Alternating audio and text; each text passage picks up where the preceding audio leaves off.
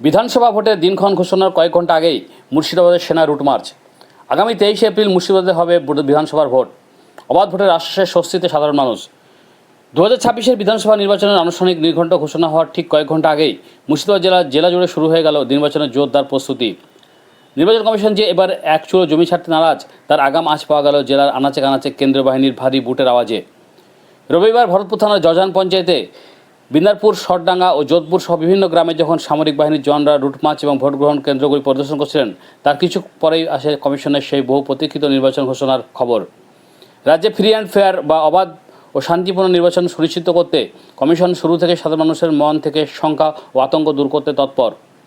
Route march চলাকালীন police প্রশাসন ও কেন্দ্রীয় বাহিনীর জওয়ানরা স্থানীয় মানুষের সঙ্গে কথা বলে নির্ভয়ে বুথে গিয়ে নিজের ভোট নিজে দেওয়ার আশ্বাস দেন। নির্বাচনের দিনক্ষণ ঘোষণার আগেই প্রশাসনের এমন সক্রিয়তা খুশি সাধারণ মানুষ।